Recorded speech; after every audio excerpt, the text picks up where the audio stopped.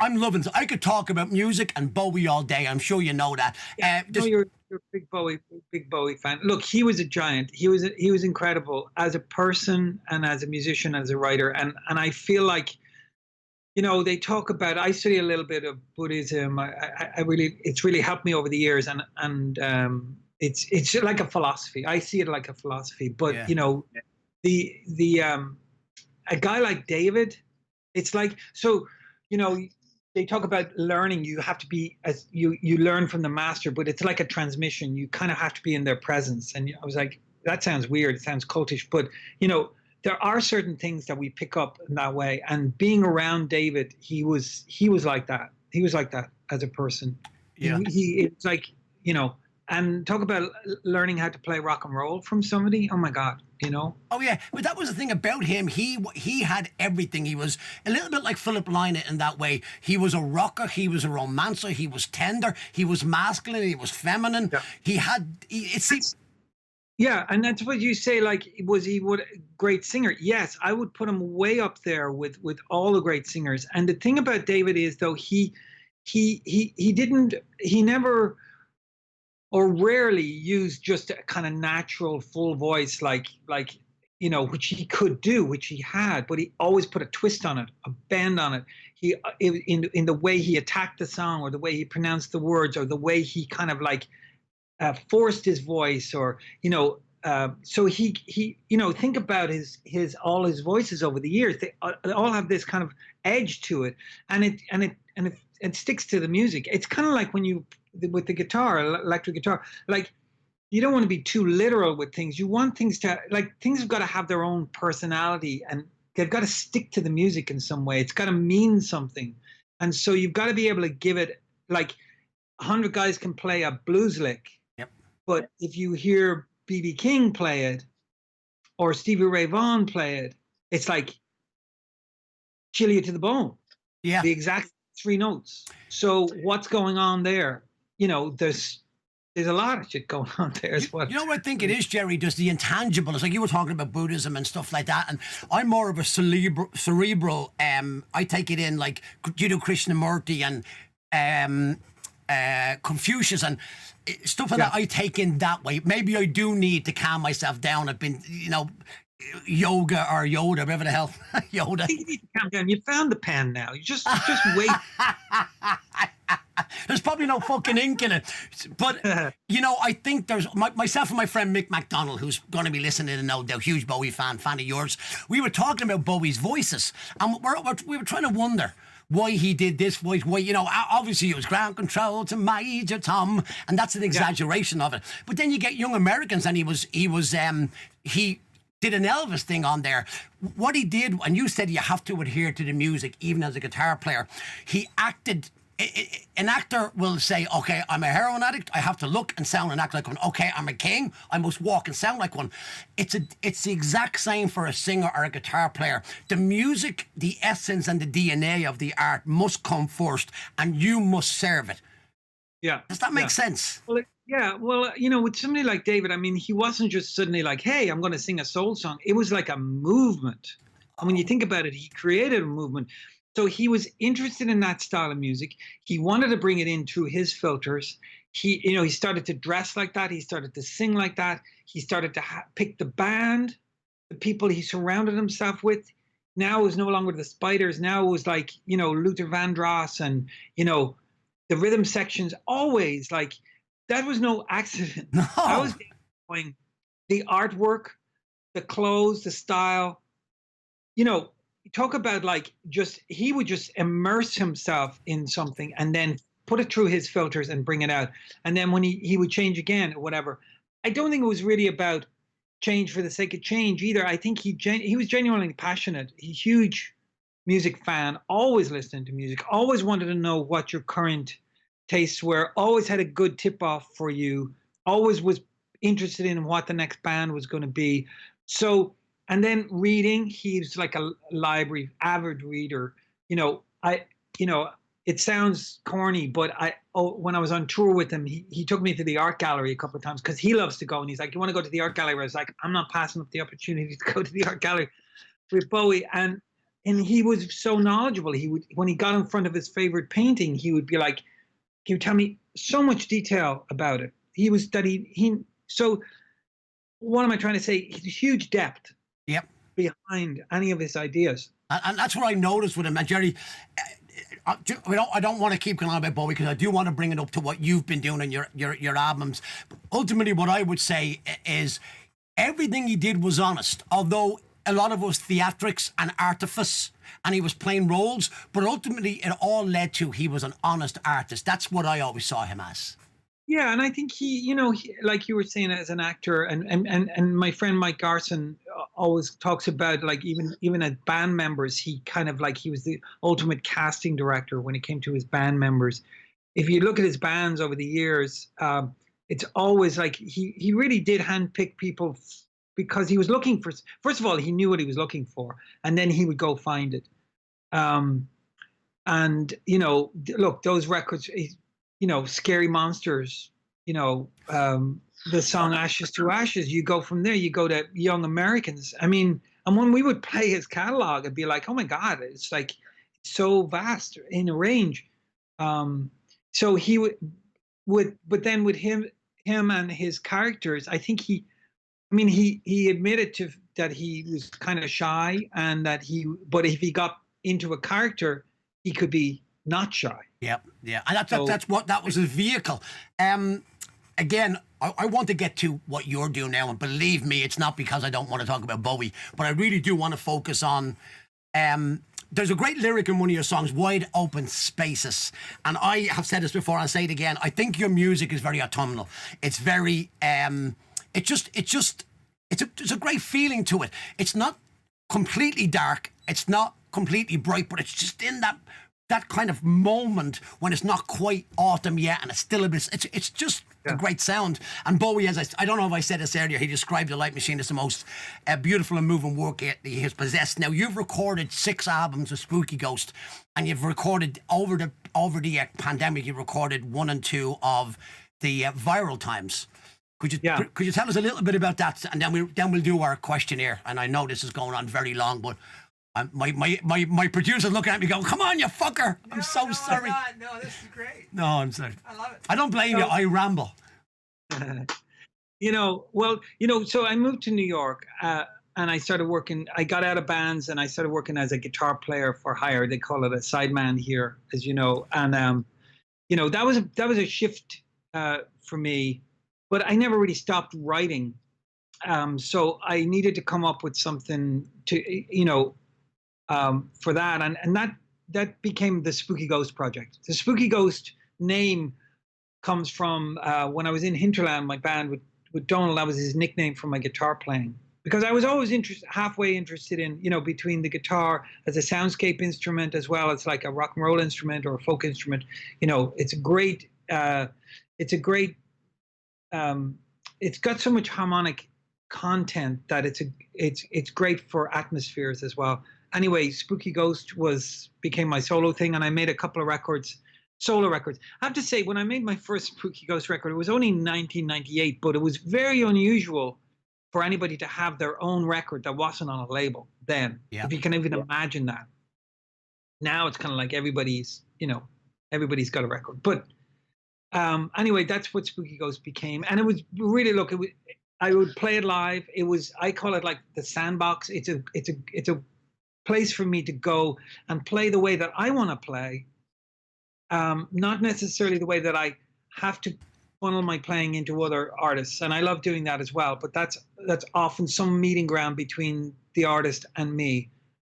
Spooky Ghost is just for better or for worse, my own thing, and all my influences and all my hopes and dreams come out in there. Wide and Open Spaces is the lyric from the Start Again, which I always call my pop song. But I am interested in the wide and open spaces. I'm looking for the space within music. And even when I play on other people's records, I always try and add a layer that gives almost this invisible, almost incense-like percolation to the music, so that it just changes the feel of the song.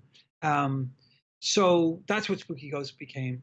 I did a couple of records of that, and I still perform it live. When this pandemic hit, I mean, come on, we're all just kind of like coming up for air right now, going, what happened?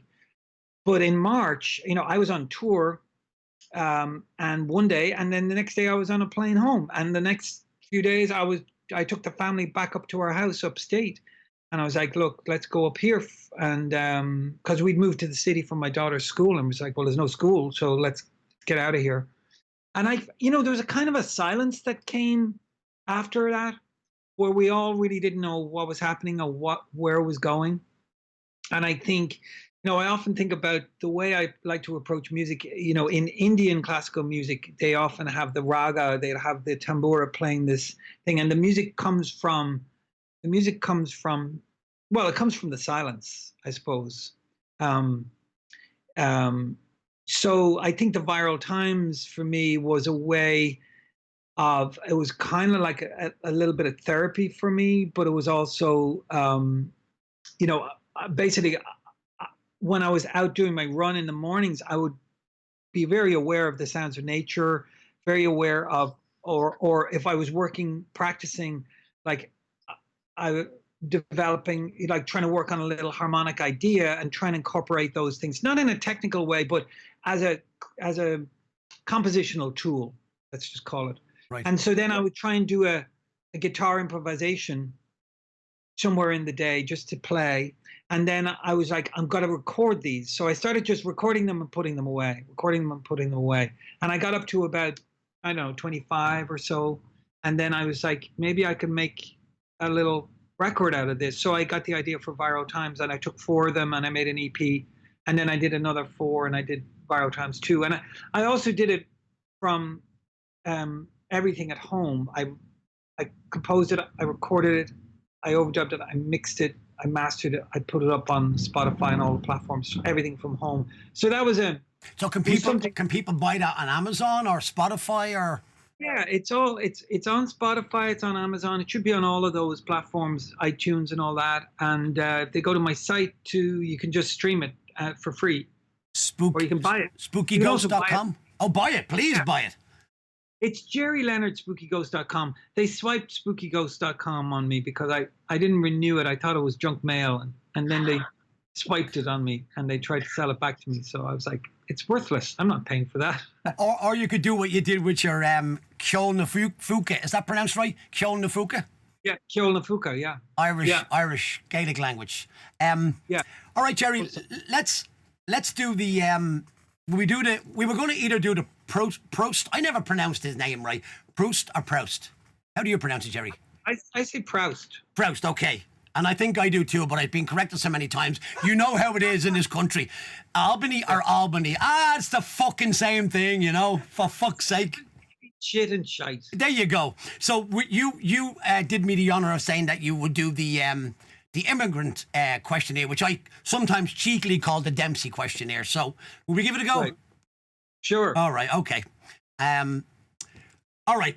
What was a song, album, or book that you associate with your emigration? Leaving on a jet plane. No, my brother gave me a copy of Candide by Voltaire. It sounds very. He's a book person. I'm not, but it's a little slim volume. It's fantastic. His tales. It's epic. Right. And, it's a good one for anybody. Good. And what's it called again? It's called Candide. Candide, like candid? Candide's different words now? Candide, I think. Oh, Candide. Probably French or something. Oh, yeah. Okay, so how much money did you have, and where did you get it when you emigrated to America? I had a guitar, a bag, and $200. $200.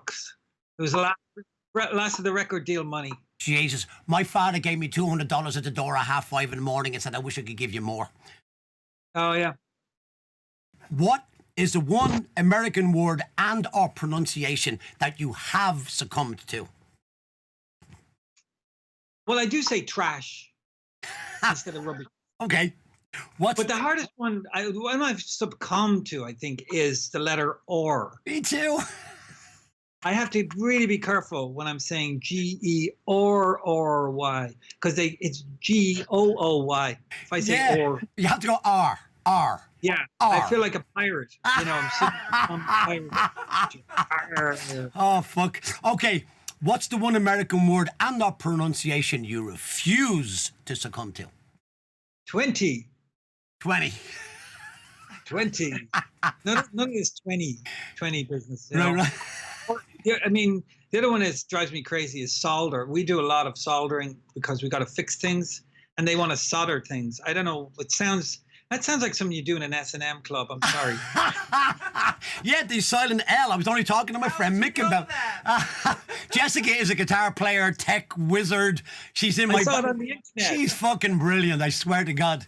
And I feel terrible. I threw you under the bus. My producer's looking at me, but we're trying to keep these so people will hear them, you know, and listen long. I could talk all day to you, Gerry. We got to do part 2. What was that, Gerry? Absolutely no problem, Derek. Fucking brilliant. Okay, I won't succumb to Tuesday. I won't say Tuesday, like I just said there, and I won't say morning dew. It's morning dew. It's mountain dew.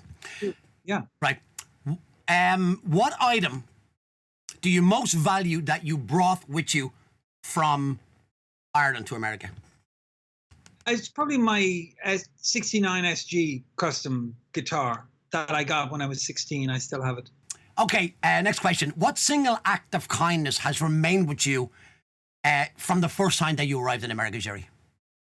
Well, you know, I think it's really about being accepted as an artist. I got into work with Laurie Anderson, and you know, we finished up the sessions or whatever, but you know, she stayed in touch with me, and she would invite me down. I mean, I was kind of like trying to do my music and stuff, and she would invite me down and listen to it and play it, and not so much critique, but really encourage me. That changed my day.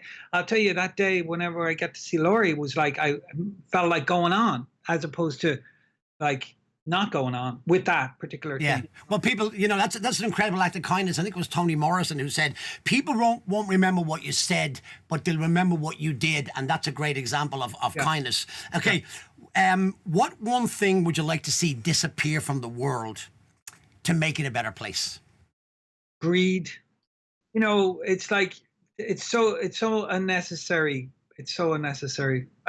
Just say greed. Okay, and we'll definitely get back to that. I'm hoping another time, but I'm with you, and a lot of people are. Jessica just went amen or hallelujah there. What advice would you give to you flying across the Atlantic on the day that you left from this standpoint now? Good question. How much time have we got? There's a big long list of don't do. Don't get married. No, don't put that in.